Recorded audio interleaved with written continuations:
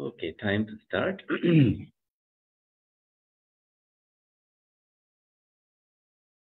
I'll pay homage to the Buddha. Namo tasse bhagavato arahato samma sambuddhasse. Namo tasse bhagavato arahato samma sambuddhasse. Namo tasse bhagavato arahato samma sambuddhasse. I pay homage to him, to the worthy one, the blessed one, to the fully enlightened one. Sadhu, sadhu, sadhu. So this is our first of this kind of a program where we discuss some teaching from the Buddha and do some meditation. So in this program that we will be hosting here in Peace House, we will do this program in hybrid format, and we will continue this on every Thursday. And now we also have a Saturday morning meditation that is at 8:30 in the morning for people who are not able to join any program on weekdays and that they prefer to join on weekends. They have that opportunity. And basically we all follow the same format where we have 30 minutes of meditation and about 30 minutes of discussion, which also includes question and answers. So Peace House is located here in Cambridge, and it is a monastic residence and also a non-profit, a community, a community center in some sense. And we have a board of directors. We have 2 Buddhist monks living, and we have an executive director. And we function as a center for peace and for harmony with everyone, all faith traditions. And this particular Thursday's program is one that will begin with simple teachings of the Buddha and see how you can apply this in your daily life. So, and you can keep your questions and thoughts and comments until later. And today's discussion, I like to begin with verse 1 of the Dhammapada. Dhammapada is one of the 15 minor texts, minor books of the Buddhist part of the canon called Khuddaka Nikaya. And that means Khuddaka is little and minor books. So these were compiled at a very like 300.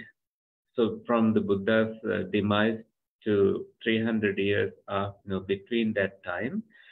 So from the time of the these teachings were given by the Buddha, and monks remembered them by memory. That they had the recital tradition, and eventually these were compiled into palm leaf manuscripts in Sri Lanka, and that is why Sri Lanka is highly respected for keeping this Buddhist scripture alive. And what we are learning today belongs to the handbook of Buddhists called Dhammapada. In other words, words of Dhamma, words of teachings. And it has many chapters. It's a little book with stories, and usually the story is what led the Buddha to teach this particular verse, and what the Buddha actually taught, and what he intended by this teaching. So the verse 1 goes as, I will read it in Pali, and most monks remember these. They have to memorize them. But, it will be nice for you to hear what Pali sounds, if you have never heard any Pali language before. So the verse 1 goes like this. Mano pubbangama dhamma mano settha manomaya manasa che paduddhena bhasati va karoti va tato nang dukkhaman veti chakkang vahato padam ti. And there is verse 2 of this that we will discuss on next Thursday, because I don't want to load you with too much information and too many stories. Let's go slowly. Those who go slow, they go very far. That is my intention. So let me read the English translation of this. I have it here. Let me also maybe share the screen so that you see the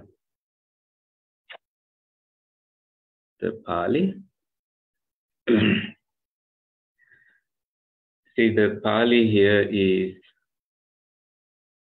Mano Pubbangama Dhamma Mano Settha Manomaya Manasa che Paduddhena Bhasativa Karotiva Tato nang dukkhaman veti chakkang vahato padam. That is how you read it. And the English translation goes as Mano pubbangama dhamma. Mind precedes all knowables. Mano settha. Mind, their chief.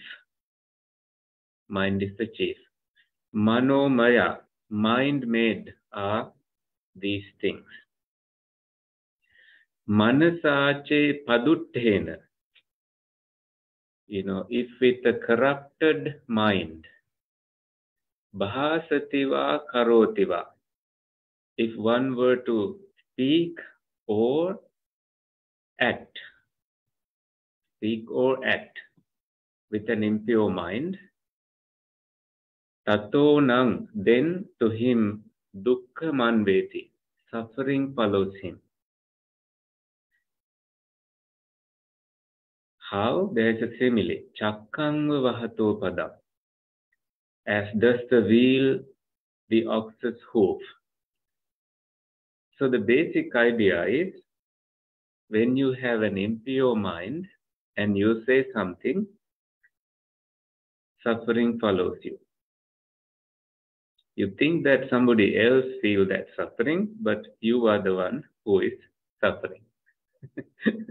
It's like, in simple terms, you have anger and you say things, angry things, and you are the one who is burning with that anger.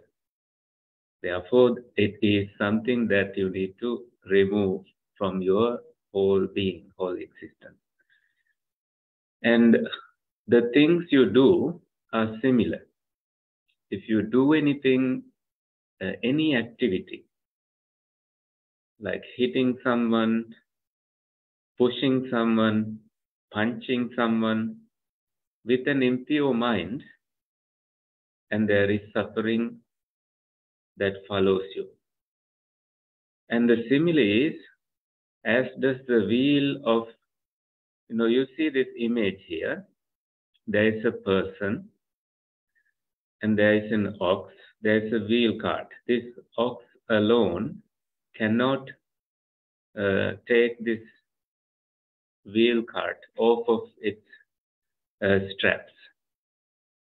It's very helpless. It goes until the person removes it or stops it and removes this thing. So such bondedness is there with this kind of suffering that we all manifest because of our wrong thoughts. This is a beautiful teaching. Mano Pubbangama Dhamma. Mind precedes all knowables. Dhamma here is not necessarily Dhamma like doctrine, but Dhamma is mental experience. In other words, anything that you have experienced in the world, you only experienced with your awareness. You had to set your eyes may be looking at something, but if you are not mentally aware of it, you are not seeing anything. Same way about hearing, smelling, tasting, physical sensations, and thinking. So all these experiences need your mental awareness for you to cognize them and internalize anything. Otherwise, they just come and go. You may be staring at something, you may not even see it until you set your focus, set your attention on it. So mind made are they, and mind is mind is greatest. So in simple terms, I try to say it in a different way. If I ask you a question like, where do you live? You will say, I live at my home. But psychologists like to say, you live in your mind, which is an unlimited area. When your mind is so cluttered, it doesn't matter how clean your house is, how good, how expensive your mattress is. You may not get good sleep.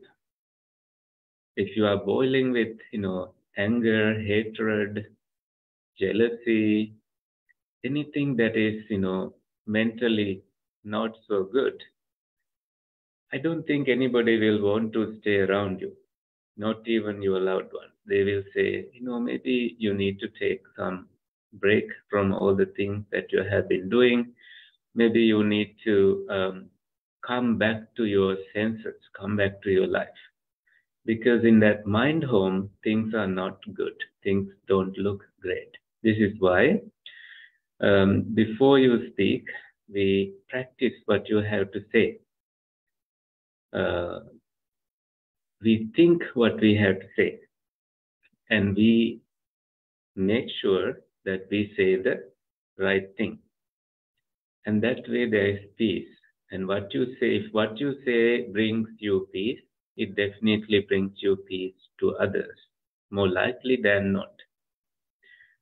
And that originates right here in your mind. So this is one thing that we learned, and let's go to the story.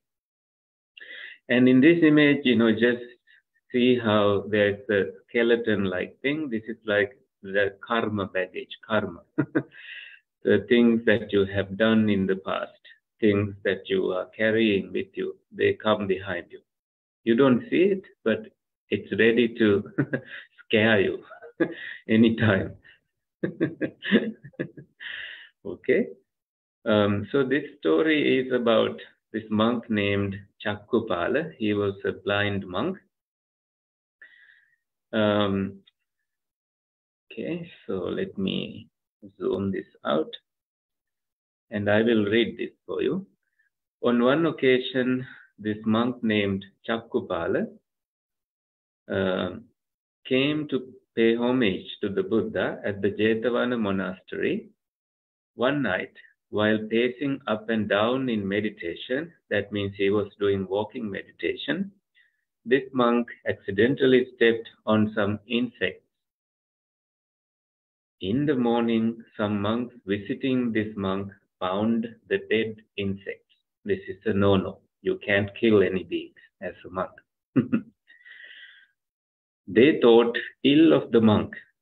They thought that this monk is bad. He has killed all these insects. So, like usual, they reported this matter to the Buddha. Then the Buddha asked these monks whether they had seen this monk killing the insects. Just somebody saying he killed. And when these monks answered in the negative, the Buddha said, just as you had not seen him killing, so also he had not seen those living insects. That means if monk is blind, he cannot see. He cannot see the insects. He was just walking back and forth with his mind clean. He did not kill any insects. Besides, as the monk had already attained enlightenment, which is called arahantship, he could have no intention of killing. He had pure intentions toward all beings. So he was innocent.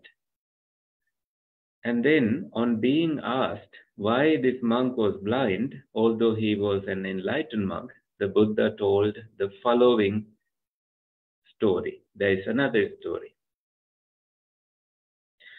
And this goes to the past lives. As we teach in Buddhism, what you do in your past lives has some results in your present, may have some consequences, may have some ripening moments in the present life.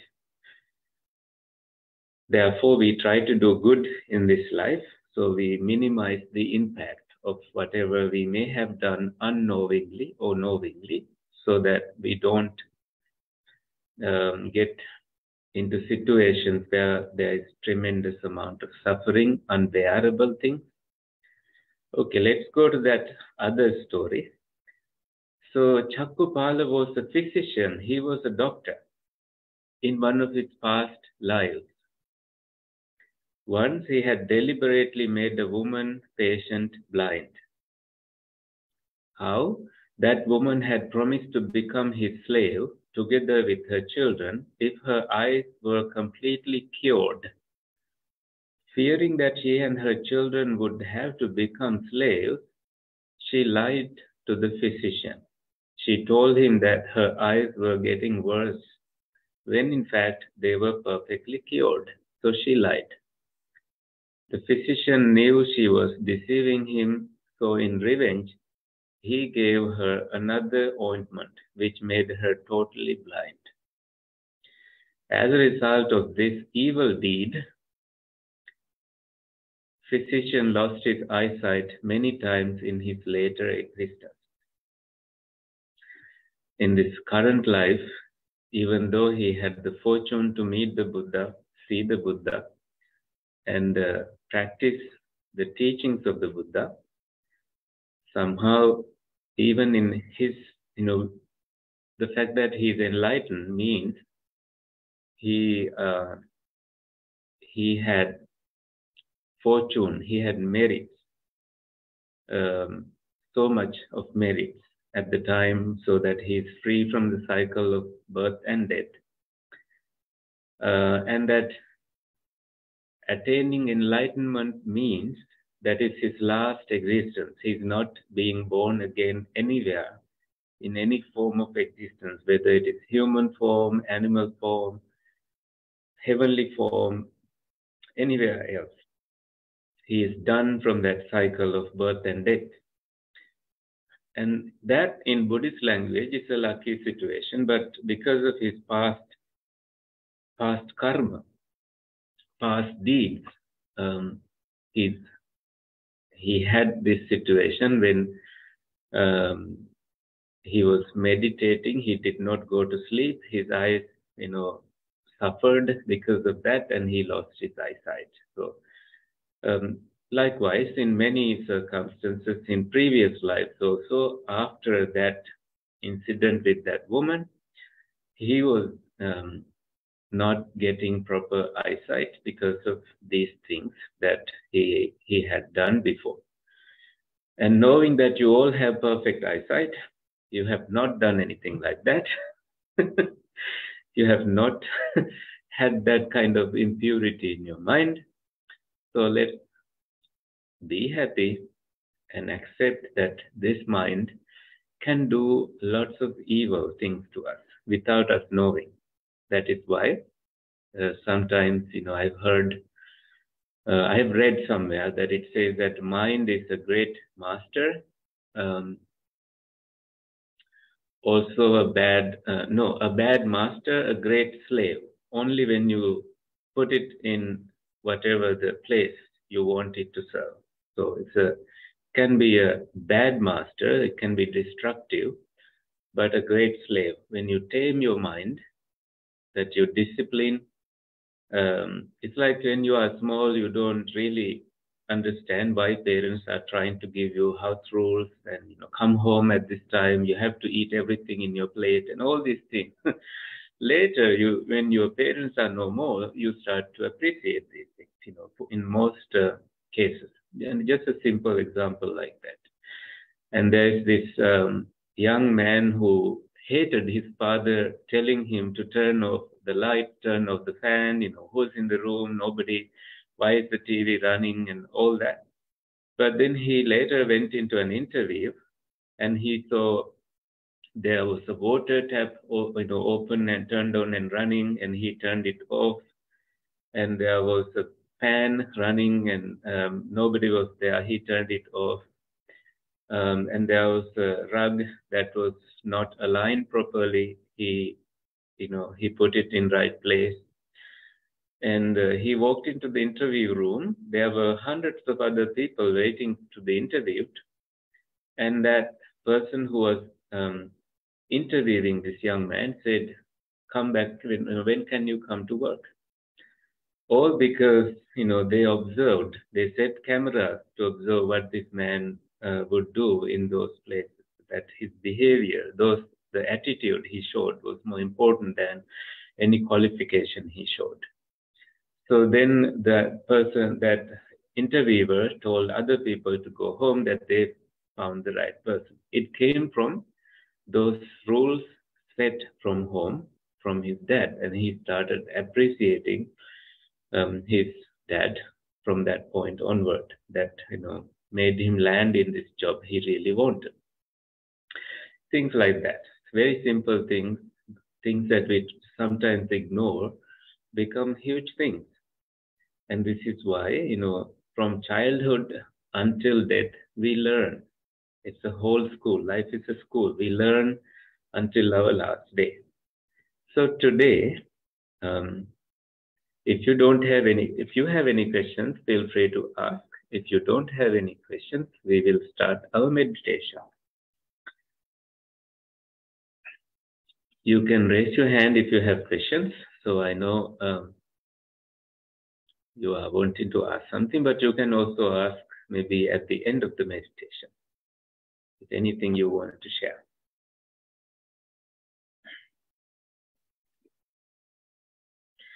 Okay.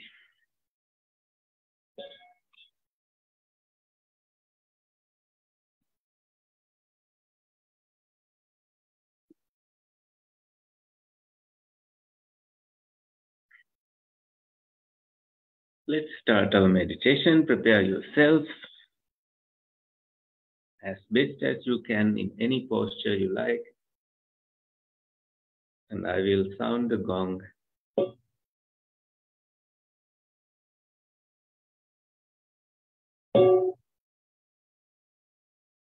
I hope you hear the gong.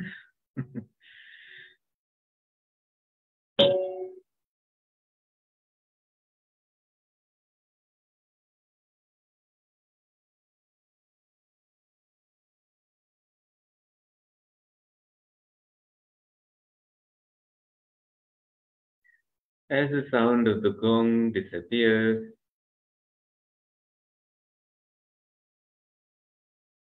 you may center your attention to the heart base. Release and relax your body completely. Kind of using the bird eye view, scanning your body, moving away from agitation, any agitation. Release and relax your shoulders, your neck, the back of your head, keeping your back in a straight line.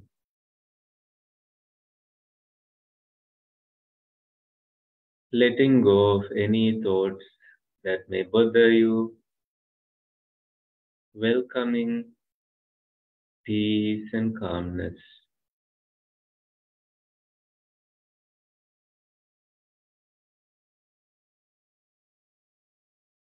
Notice your in-breath and out-breath.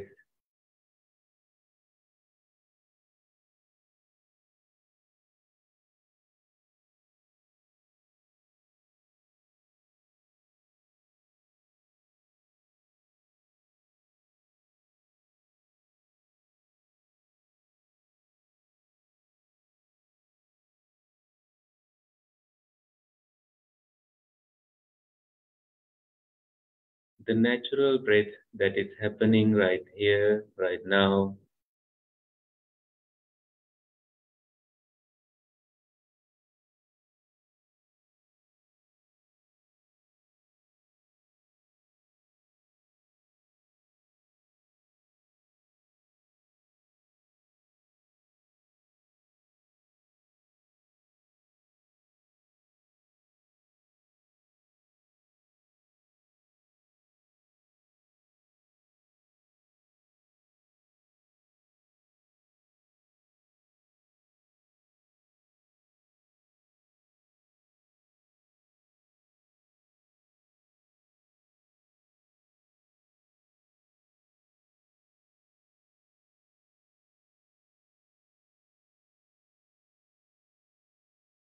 Gently, this awareness settles in your body. Mindfully you breathe in, mindfully you breathe out.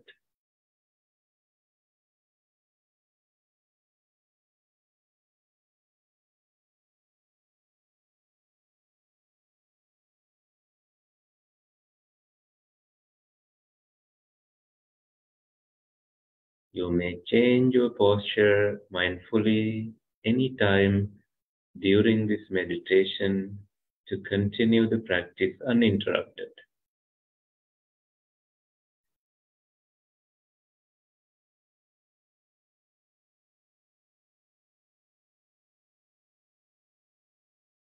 Basically, you are aware of what your mind is doing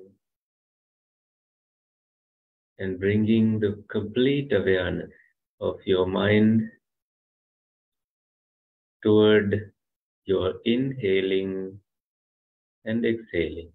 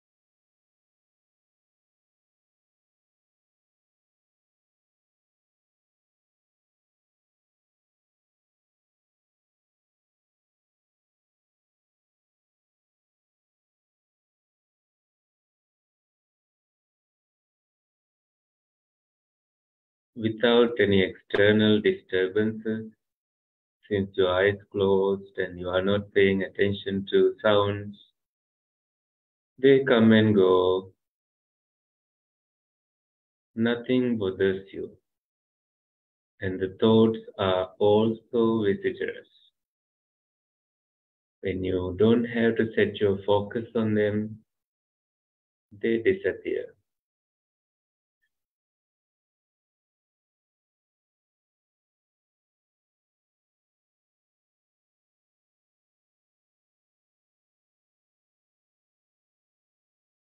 When you are taking a long breath, you are aware of your long inhaling.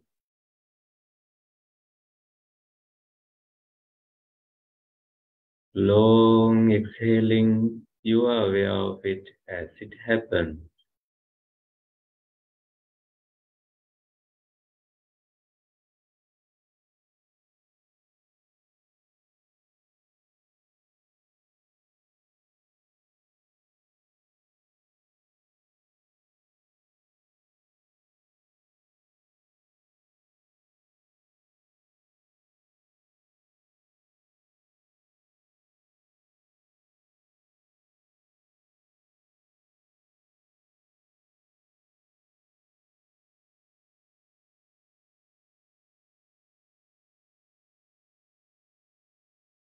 When your inhaling and exhaling become short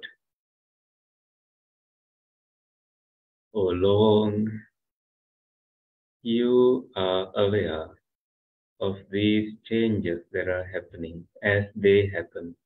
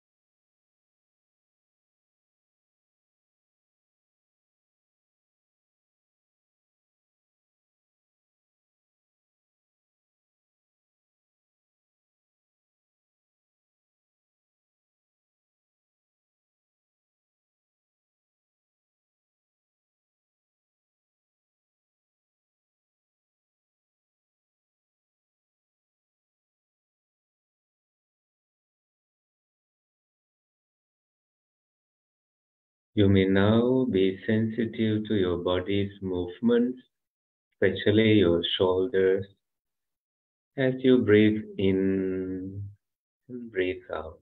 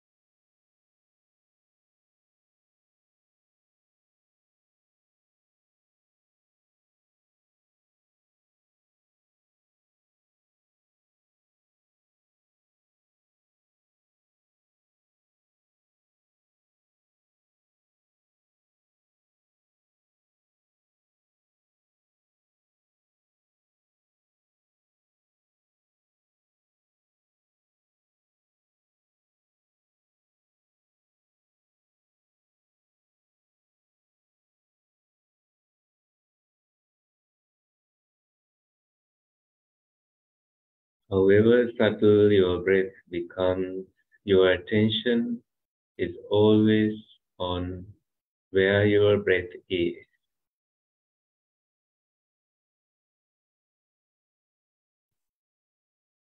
So tranquilizing this whole body, you continue to breathe in and breathe out.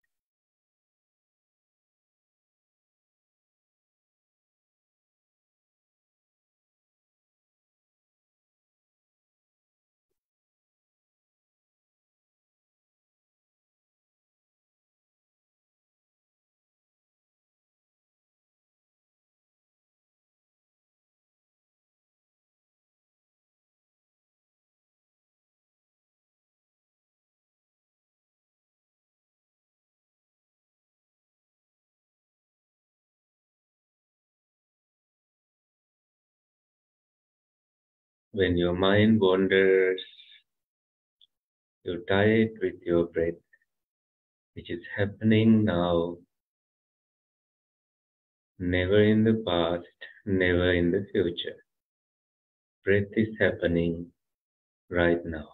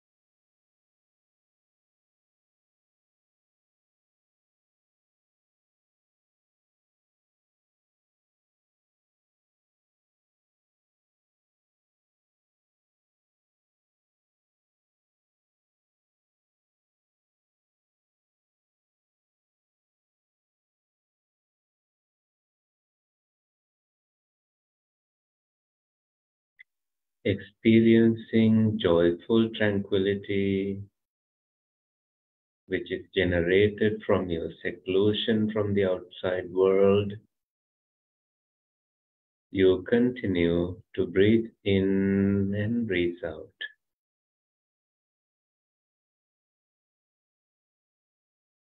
Developing calmness and little joys as you find relief from the external busy world. Unplugged,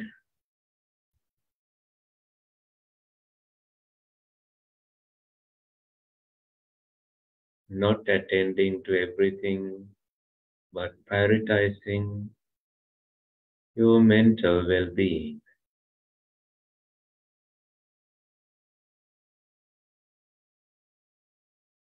Breathe in and breathe out.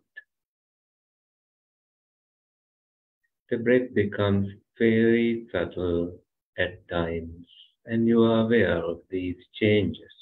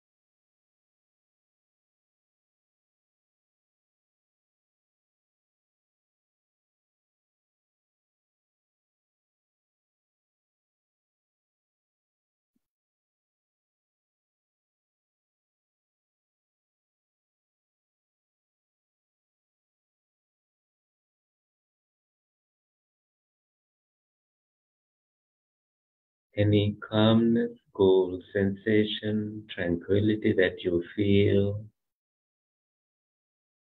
is the right choice you made. At the end of this day, disciplining your mind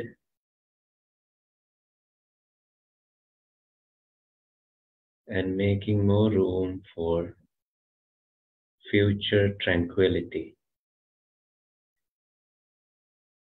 and purity of your own inner being.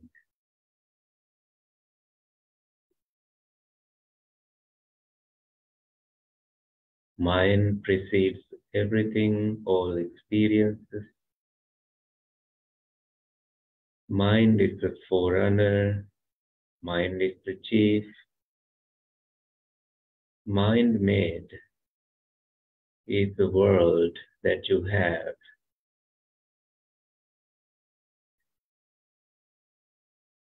Speaking or acting with an impure mind brings harm, more suffering, and speaking with a pure mind and acting accordingly brings happiness, comfort everywhere you go, everywhere you be at.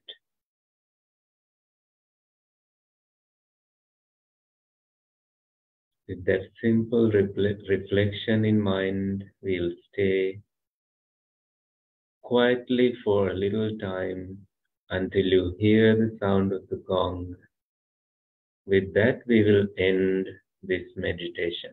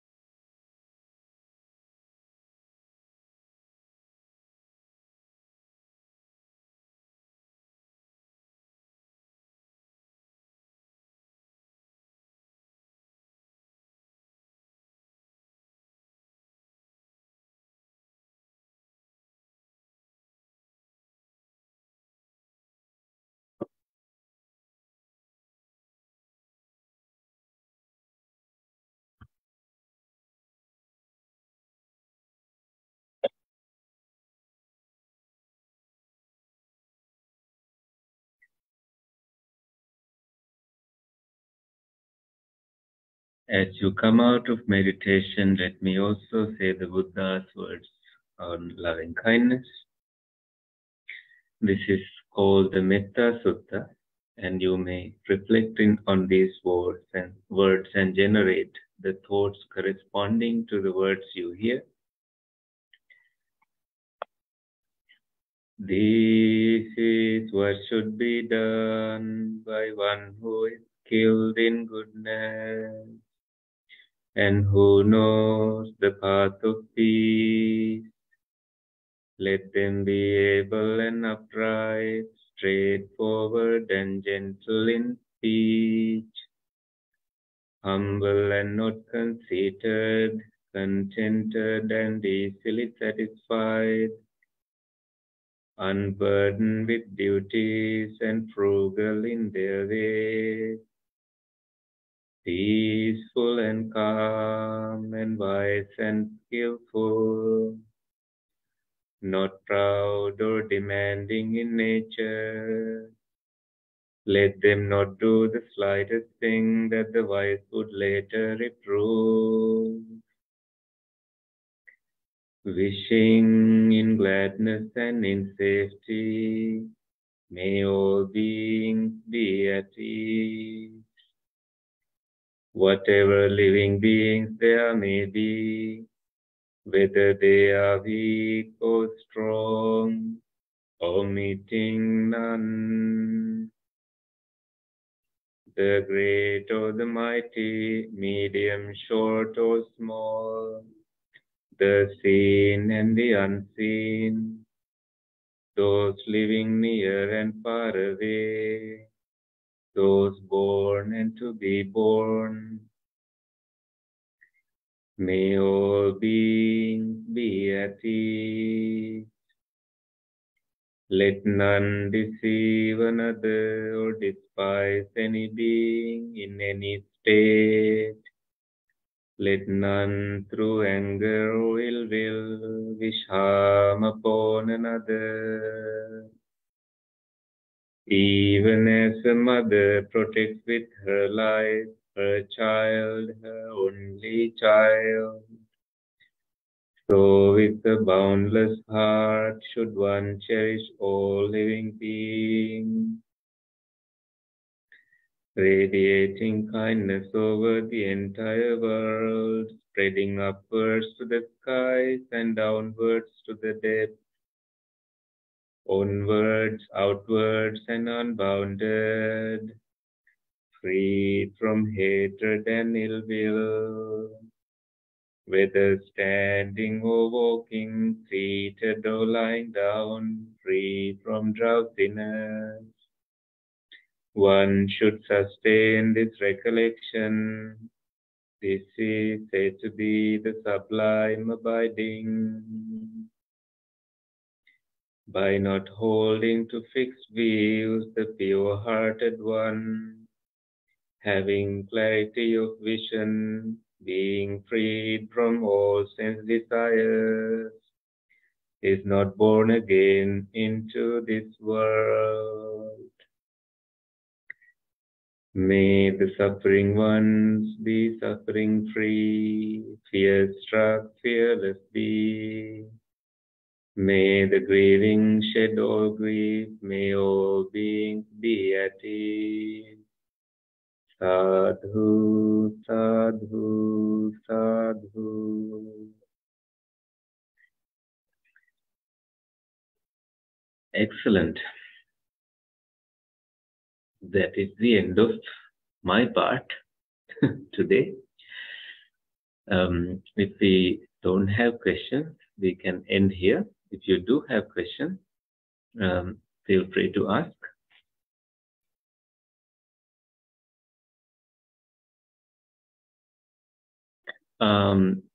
I hear, Daniel, you are trying to talk. You are not muted. You are still muted. Okay. This was maybe by the end of the month, I'll have it all together. This was just perfect. It was so relaxing. It was a nice combination of some history. I don't know if you're looking for feedback, but I am. It was perfect for my needs. I put in the earpiece. So I put in the earpieces to knock out any other noise. And I look forward to seeing you soon. Well, we will receive, I'm going to sign up for Saturday morning after I'm gone from here. And I will get a Zoom invite from you. Each one is a separate invite, correct? Yes. Okay. That sounds perfect. And really, it was wonderful. Thank you. And it's Kusala, correct? Kusala, yes. Kusala. Okay. It's Kusala. Thank you. I read it, but pronunciation. Oh, the funny part is that USA and LA is part of my name, and I just need to add K in front. So, so in a way, I'm meant to be here. I understand. No, this was excellent, and hello to the other folks. And I like being able to be off during meditation and listening, and then just be a person at the end or the beginning. So thank you again, and have a good night, all of you. Thank you for your kind words. Good night. Thank you. All right. Thank you. I look forward to seeing you. It felt very restoring. It felt very relaxing and very restoring. As I recovered from surgery, this really felt very good today. Oh, excellent. Thank you. Have a good night, folks. I'm going to sign off. Thank you. Good night, everyone. Yeah. Thank you. I have a question, if you're still on. Yeah, I have time. Thank you. Nice to meet you. Nice to meet you. What's your name again? Justin. Justin. And may I ask once more, you're Kusala? Kusala, correct. Okay. I had a question about karma and worry concerning uncontrolled thoughts, and I'm worried that past uncontrolled thoughts will lead me towards destruction. Yeah. So, and from what I hear you're saying is that very life, not even any past lives, because we are not aware of anything in that past life. And the thoughts of these destructive thoughts and worrying, especially related to the past, can be regulated with proper wisdom. And the wisdom here, the most important wisdom is that what we have is only the present moment. And what I mean by that is that only when you think of the past, it becomes your present experience. In other words, when you think of the past right now, and you think of the future right now, so all we have is this moment. And repeatedly worrying is a habit that we develop because of our various inclinations, attachments, that we are not even aware of, that they are controlling our day, our night, and our next day, and so on and so forth. So the wisdom that these past incidents are dead, and that they have no bearing about your future. When you purify your mind right now and let go of little, and there's little relief, let go of so much, there's so much of relief. And this wisdom, together with noticing that in between every thought you have, there is a pause. And often we tend to think that these thoughts never end, but they do. And we silence our mind like we did today in our meditation.